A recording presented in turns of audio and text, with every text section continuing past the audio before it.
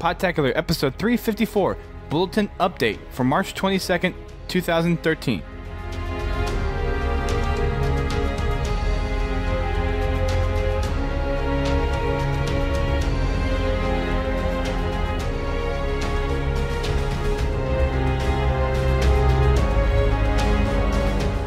Hello everyone, welcome back to Podtacular, the unofficial Halo Universe podcast. I'm your host, Duststorm, and today I am co-hostless because we've had some confusions of actually trying to get a show recorded. So we tried to record on Wednesday, but because of the bulletin release so late, after midnight, my time and Brent's local time, we decided to scrap it and try again for Thursday. But with everything of me traveling here to Boston for PAX, and by the time I got back, there was already some of my roommates for where I'm staying for PAX East already asleep.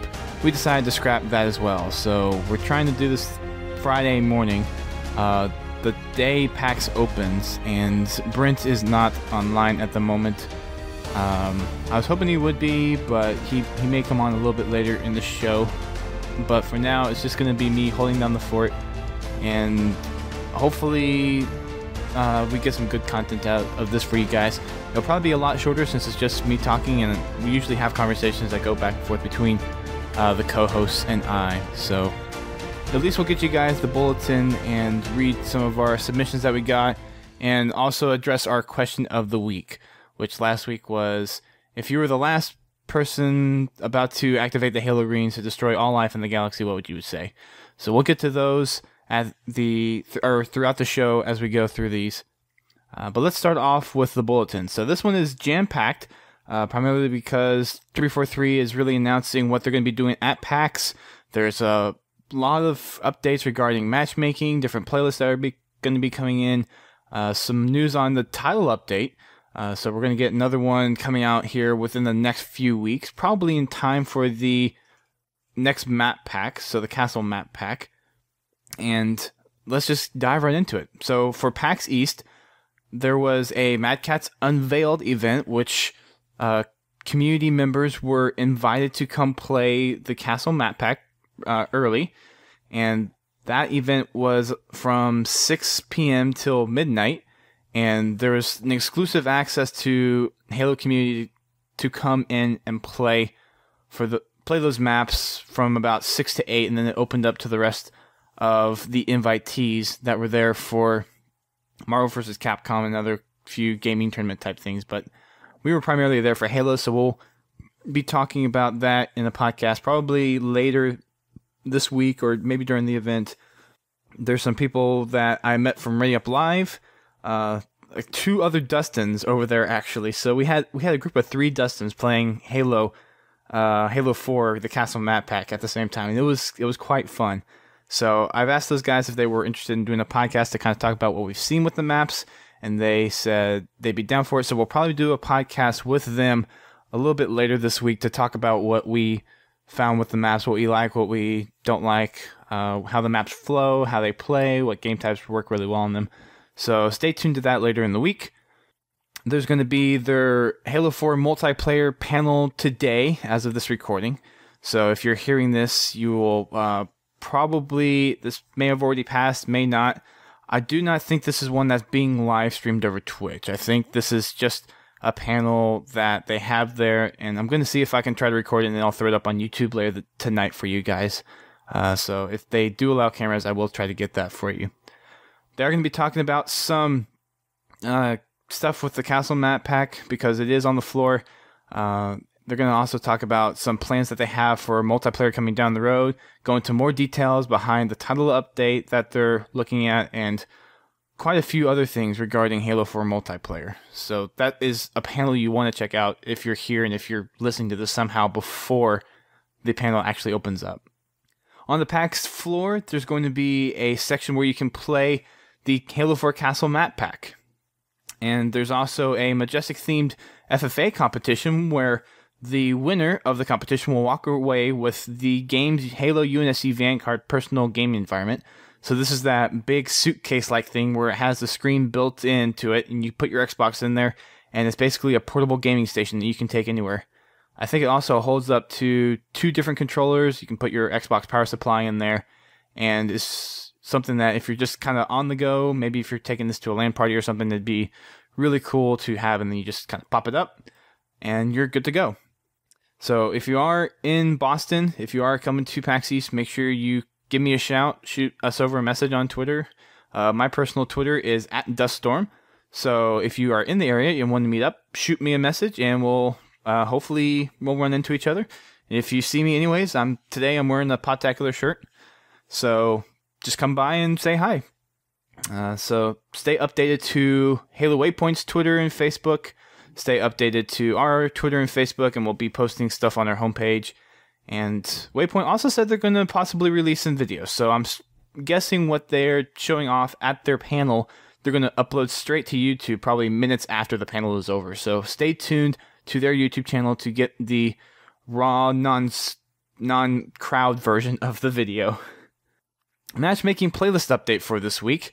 There's quite a few things going on. The first thing is the Majestic FFA playlist is going to be replaced by a Community Forge FFA playlist. So we had a similar situation happen before where we had the Community Forge test playlist. So this is something very similar, except this time they're doing FFA instead of team gameplay. So there are 8 new maps, none of which I've actually played yet. Probably because I've been busy trying to get here, and I didn't know that they were looking at these. So we'll probably get some details for you about this on our next podcast, and we'll probably play through the maps a little bit, see which ones we like. Probably do these for Monday Night Matchmaking, so if you're around for that time, 8:30 p.m. Eastern Time, 5:30 p.m. Pacific on Monday, come by. We'll try to get in there as much as we can and try to go through as many maps as possible, and we'll get a good sense for how those maps play. There's also a forum section up for those maps, so if you have played the maps and if you have any comments or tweak suggestions that you have, definitely hit up that forum section. And they're taking feedback, literally, guys. They've shown that they really care about what the community has to say. So if you do have some constructive feedback, definitely go post it, because it benefits everybody if you go and do that. Team Throwdown is getting a pretty big update as well. Ghost Yame has been perfecting the BR Start competitive game mode. So there's a version 3 that's going to be dropping into the Team Throwdown playlist this week. And there are some other changes that are being made as well. But the new list of game types and maps that are going to be available in the Team Throwdown playlist is Team Slayer on Haven, Monolith, Skyline, Abandon, Shutout, and Simplex. CTF on Simplex, Adrift, Skyline, and Monolith. King of the Hill on Monolith, Haven. Extraction on Dispatch and Adrift. And Oddball on Skyline.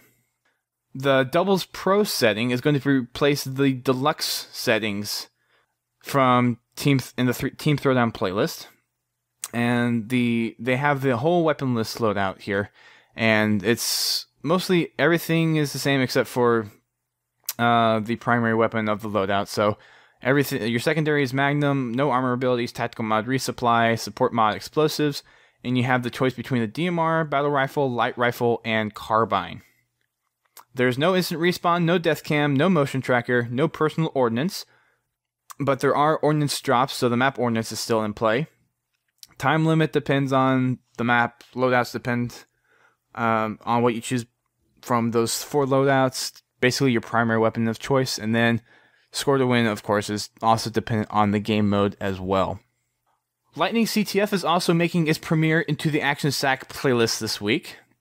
So this is going to be an interesting one where everyone has light rifles, and the flag carrier even has light rifles. So they've kind of been able to modify the CTF playlist where it kind of harkens back to what you could do in Reach, was be able to use a weapon. So you basically backpack the flag from when you pick it up to when you die or when you drop it off. So that is going to be the matchmaking update for this week. There's going to be a couple more things coming down the pipeline, but in 2 weeks. So I think they're still messing around with the bi-weekly updates. And by bi-weekly, I mean every other week. So if you guys are been able to play any of the maps from the Community Forge FFA. For our next podcast, please drop us a line. Let us know what you think, and we will read those out on the show. Also, same thing for the Doubles Pro settings. If you get a chance to play in there, definitely let us know what you think, because I actually haven't been able to play as much Team Throwdown as I would have liked to so far. And I know it's the competitive playlist, and I used to do a lot of competitive stuff back in Halo Reach, and I just haven't gotten around to doing it here. So hopefully after PAX and after I'm done writing my monolith of a book, I will get to actually sit down and enjoy some Team Throwdown. Title update. So this is another big one that a lot of people are really looking forward to. The more and more title updates 343 puts out, it seems like a lot of people are really starting to jive with Halo, and it's kind of turning into the Halo that everyone kind of expected Halo to be in the first place. There's not a full list of details. They are going to talk more about what they're coming up with in the title update at their panel today, but from what we have in the bulletin, here are some bullet points that we can take away. Enabled X markers on the HUD are coming back, and the X markers aren't your typical X markers. They were in the build that I did play last night. There are X's that show up, but they're not there for too long. They do fade away after about 2 to 3 seconds, and they're still very helpful though. It really adds that ability to know what's going on in the map back into the game. So there's probably a good argument for saying that X is not a huge game changer, but with as much Halo that you play possibly, and especially for the competitive crowd, that X can tell you a lot of information that's going on around where that person is. If there's another person there, if you see 2 X's, you know that's not a safe area.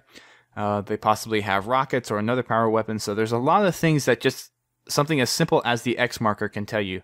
And that's a big game changer, especially for the competitive crowd. There's an update to the active camouflage where it fully reveals players when they fire all weapons. So I'm guessing there are some weapons that when you fired them and you had active camo, that it didn't fully reveal you. So I never particularly noticed that. I'm guessing there was a chance that there could be, and maybe they found it. Maybe enough people mentioned it. So that has been fixed as well. Reduce the auto-aim, magnetism, and damage on the Gauss Warthog. So if you guys know, the Gauss Hog is probably one of the more powerful vehicles in the game, next to the Banshee and the Scorpion tank. So they've nerfed that down a little bit, so it should be a little bit harder to use. I'm still sure that a direct hit from the projectile from the Gauss Hog is going to kill somebody. But as far as the auto-aim and magnetism, dropping that down a bit, I think is going to help balance that vehicle out really well. They fixed an issue where some players at Spartan rank 130 did not see their specialization on their in-game player card. They fixed various issues with ordnance navigation markers, so there's always been bugs with that, at least when I've played in the game, so it seems like they have that fixed. I wouldn't be surprised if there's probably a few more fixes that they're going to need to do with that down the road, but hopefully they've been able to iron out all these ordnance markers.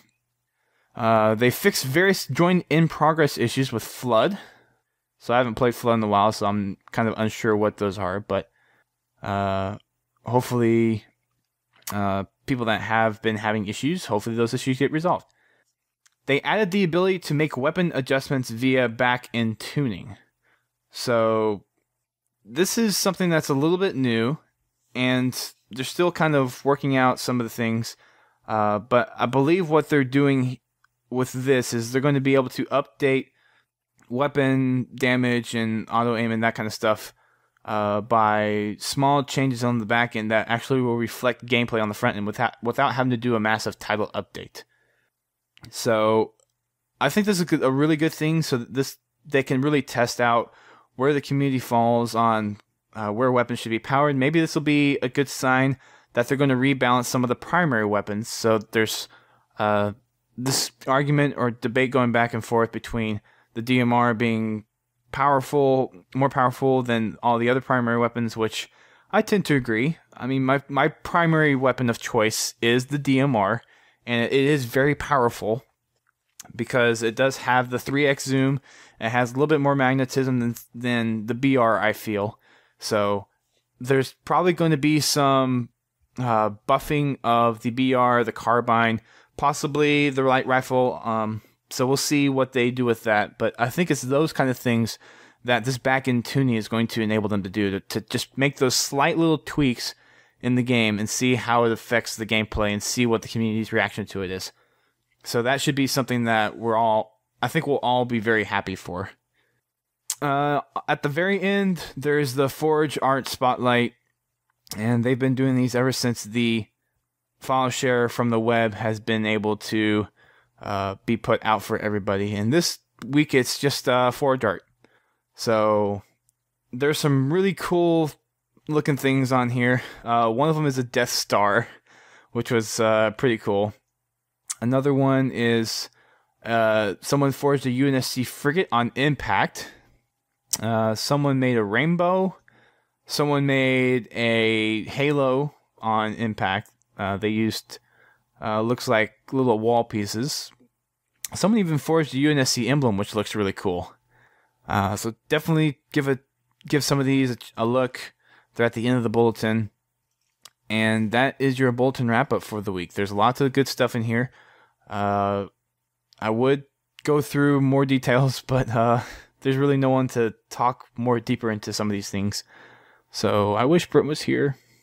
Anyways, so let's move on to some of our submissions. So our question of the week last week was, if you were the last of your race and about to activate the Halo array to wipe out all life in the galaxy, what would be your last words? So we got a few replies from just about everywhere. We got emails, Twitter replies, Facebook replies, show comments. So I'm going to go ahead and read those out now. So from Twitter, Cameron, aka @InsaneCake, says, I was going to say send me out with a bang or something like that, but now I've just thought about killing everything. It had to be something serious. Okay. It would have been nice to actually know what that thing would have been. Send me out with a bang, Johnson. I like that reference. We already kind of blew up one Halo kind of along that same line. So that was a nice one to see. We have one from JustCal24, @JustCal24, and he says, peace out. So that one is interesting take. Unfortunately, I have to bleep that one, so you guys will probably be able to infer what that last word was. On Facebook, we got a reply from Captain Crunk, and he says, yippee-ki-yay! So again, another bleep one, but a lot of these guys like to just go out large. So kudos to you guys. The next two are pretty good. I like the last one in here. That one kind of tickled me the most. But this next one comes from Andy Wurtemberg. I don't know his gamer tag offhand, so but he writes in. He would say, "Oh my," so kind of like a Guilty Spark kind of thing, or at least that's what came to mind when I saw that. Is what Guilty Spark says as you're going through the library on Halo CE. Robowski replies on Facebook, perfection! So just put Jeff Steitzer's voice in there with perfection at the end after all life in the universe is gone. And then you have perfection. Although you're kind of gone with it, so would it be perfection because you technically have a death? I'm not sure how that would work. So I mean, maybe victory, but I don't know about perfection. From our show comments, Bioman998, his response, there's going to be a lot of X's after this. And especially after the title update, yes, there will be a lot of X's after that.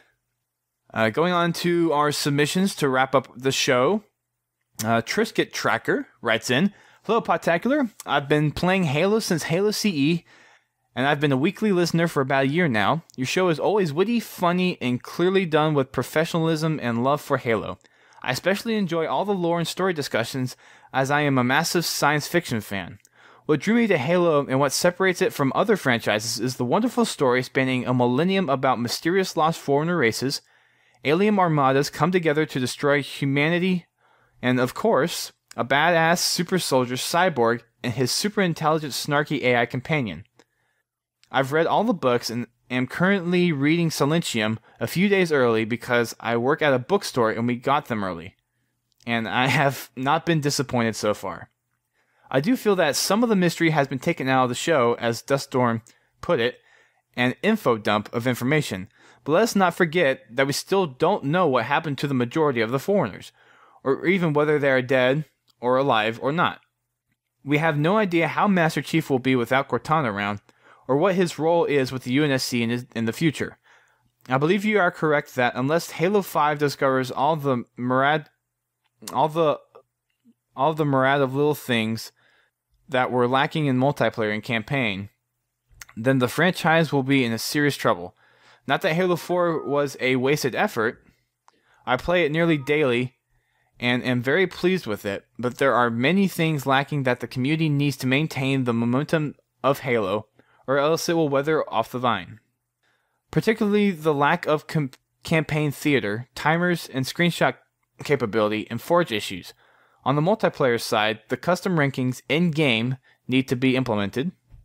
I think you mean the skill rankings. I think that's what you actually mean there.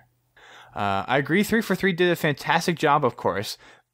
Mistakes will be made, but they are clearly listening to the community, and that is wonderful to see. What other game franchises talk to their community as much as 343? As to where Halo is going, I wouldn't be surprised if Cortana is not in the next game, or at least not until the very end. I'd like one game where Master Chief is dealing with life without Cortana, and life in a complicated world where not everything is black and white. It's not us against the Covenant anymore. What will he think of Oni's campaign against the Arbiter and the Sangheili? Or what will happen with the Insurrectionists now that the Covenant is not a large threat anymore? Will he reunite with Fred and Lucy and actually get a conversation with Halsey? What will he do when he learns she is in Covenant hands? Will Halsey try to contact him? I also would not be surprised that the Flood precursors are a threat in Halo 6. The Flood actually have to come back sometime, and I picture Covenant Flood Promethean battles with a big smile on my face. Anyways, sorry this is so long, but Podtacular is a wonderful show. Brent is hilarious, and yes, he does have a perfect radio voice. I told you so, Brent. His description of the Halo story on the last update episode was hysterical. Duststorm, as always, you provide intelligent theory, and I loved your Spartan Op essays. You guys clearly love and respect the Halo franchise dearly, and it shows in your work. As to what I'd say for my last words, I think it would be for drama value. May the inheritors of the mantle forgive us. For humor value, it would be yippee-ki-yay, mother bleepers. So the same thing as Captain Crunk said above. So I guess that would be the phrase of choice. If we had two people say that same exact thing, then I guess that would end up being the phrase that was used at the end of the world, pretty much, at the end of the galaxy. So, thank you, Trisket Cracker. Actually, I think I said that wrong first time, for sending in your submission. I still got to read Thursday War. I'm debating whether or not to read Silentium before I read Thursday War. I just finished Glasslands on the plane yesterday, and there's some interesting stuff going on. I've definitely learned a little bit more behind the happenings of what's gone on between Halo 3 and Halo 4, and the snarky ways Perengoski and Osman are inciting rebellion amongst certain groups. We'll probably have a podcast going into the book a little bit later, so I'm not going to go into too many spoilers for you guys if you haven't read the books yet. Although they are a very good read. I definitely recommend going out and getting at least the Kilo 5 trilogy, because those talk about what's going on between Halo 3 and Halo 4.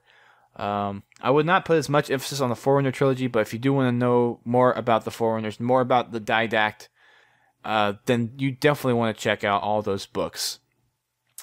So, thank you again, Trisket, for writing that in, and appreciate everything that you said, and We appreciate the positive feedback on what we've done, and I will definitely let Brent know.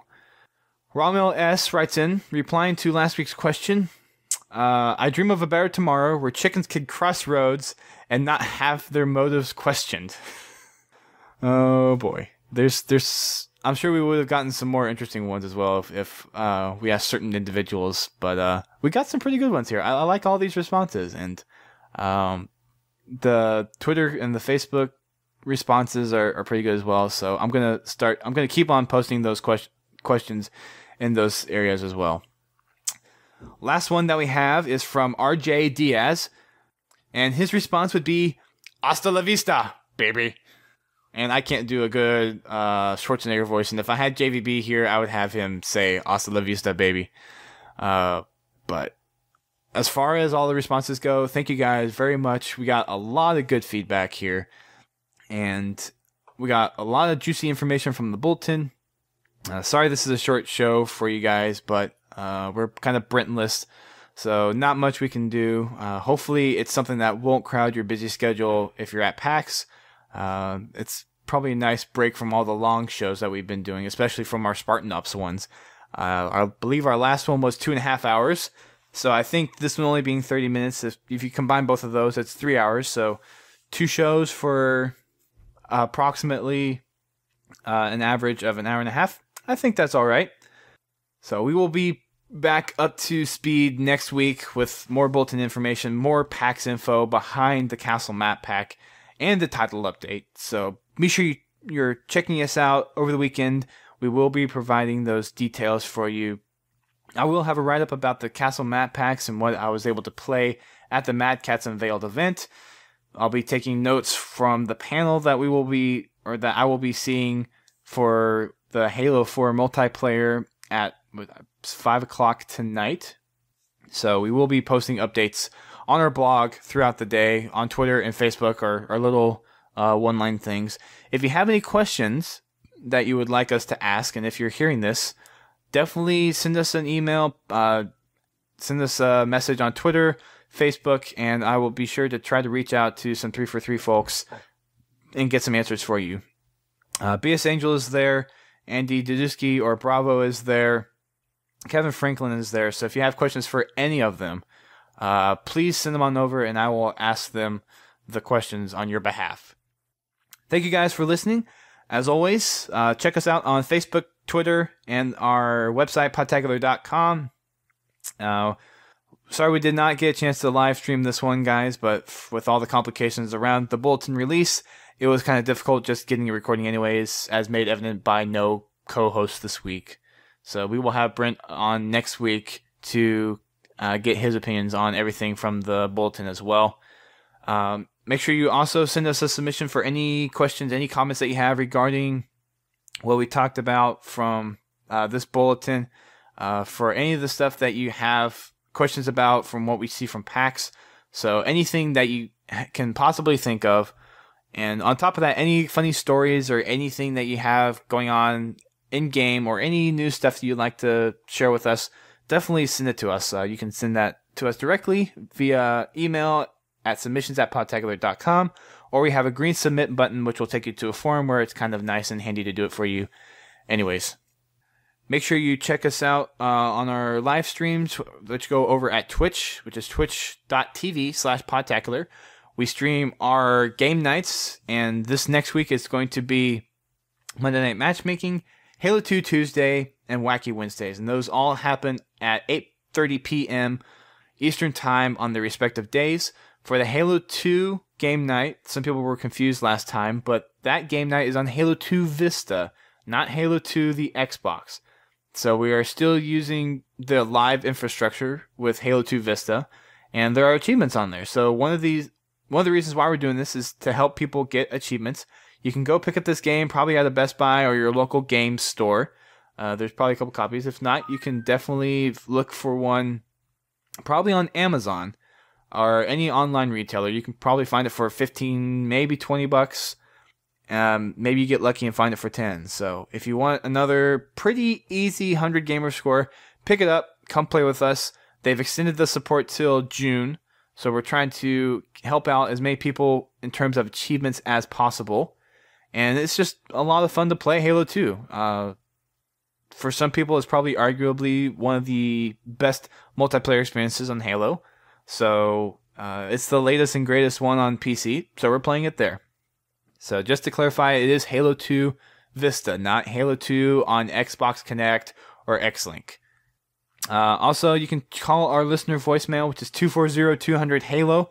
That's 240-200-4256, and leave a Halo-related message.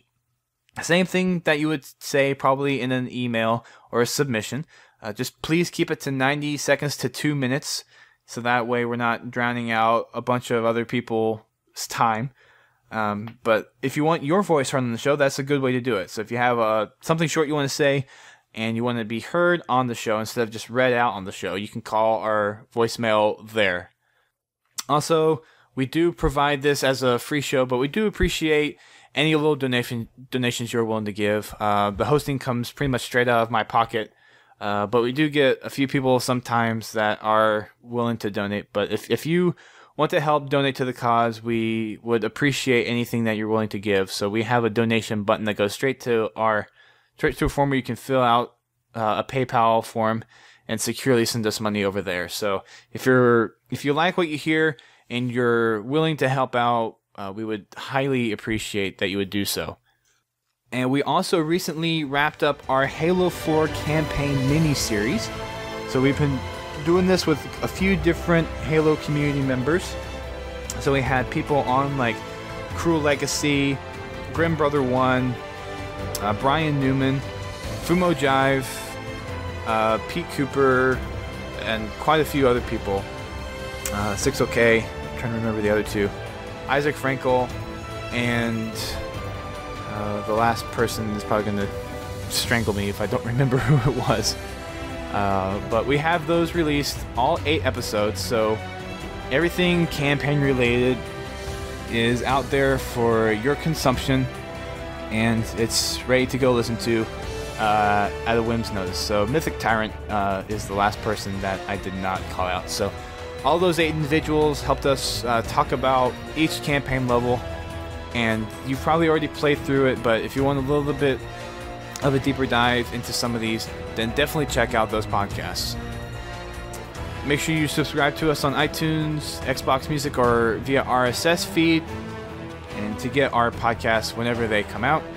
And that will wrap up the show for us today. Sorry, it's long, but we are Britanless, as you guys are aware.